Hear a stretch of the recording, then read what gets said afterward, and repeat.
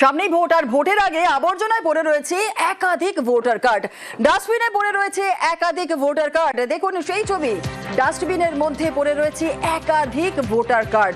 কিন্তু এই voter card কারা ফেললো, কাদের ভোটার কার্ড রয়েছে, আরো বিস্তারিত জানবো। আমাদের সঙ্গে রয়েছেন আমাদের প্রতিনিধি দীপক শর্মা। দীপক, এত ভোটার কার্ড আবর্জনার মধ্যে পড়ে রয়েছে, ডাস্টবিনের মধ্যে একাধিক ভোটার কার্ড এলো কিভাবে?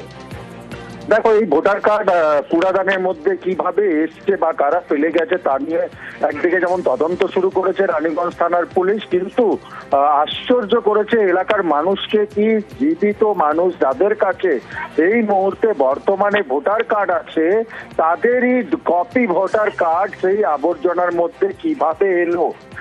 তারা ভোটার কার্ডের নতুন করে ভোটার কার্ডের জন্য কোনো আবেদন করেনি। তারপরও দেখা যাচ্ছে কি একাধিক স্থানীয় ব্যক্তিদের নামে ভোটার কার্ড যাদের আগের থেকে আছে তাদের নামেই ভোটার কার্ড ওই আবর্জনার মধ্যে পড়ে রয়েছে। তাই স্থানীয় বাসিন্দাদের একটা অভিযোগ, যখন এসআইআর এর আবহাওয়া আছে সেই সময় কুড়াদানের মধ্যে ভোটার কার্ড ফেলছে। যদিও নির্বাচন কমিশন ভুলবশত ভাবে যদি তৈরি করে থাকে, সেটাকে নিষ্ক্রিয় করার একটা নির্দিষ্ট জায়গা রয়েছে, সেই জায়গায় নিষ্ক্রিয় করা উচিত। না হলে যেই ব্যক্তিরা এখনো বেঁচে আছে, জীবিত আছে, তাদের ভোটার কার্ড দুর্ব্যবহার হতে পারে, এমনটাই কিন্তু আশঙ্কা করছে তারা।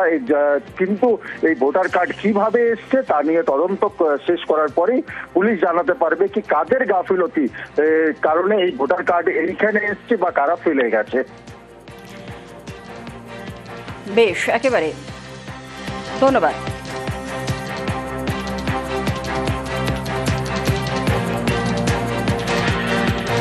डस्टबिन के सामने बहुत सारा वोटर कार्ड जो है ब्लैक एंड व्हाइट और कुछ कलर जो एकदम नया है वो पाया गया, जहाँ तहाँ लेटेस्ट डस्टबिन में पाया जा रहा है। एसआईआर का काम चल रहा है और इस किस्म का डस्टबिन में वोटर कार्ड पाना बहुत मैंने समझ लिया अच्छी बात नहीं है। डिपार्टमेंट में उसको देखना चाहिए। अगली डिपार्टमेंट से लोग आए थे, 23-24 कार्ड यहाँ से उठा के ले गए हैं और इस डस्टबिन को साफ कराया जाए तो लगता है कुछ और भी कार्ड मिलेगा।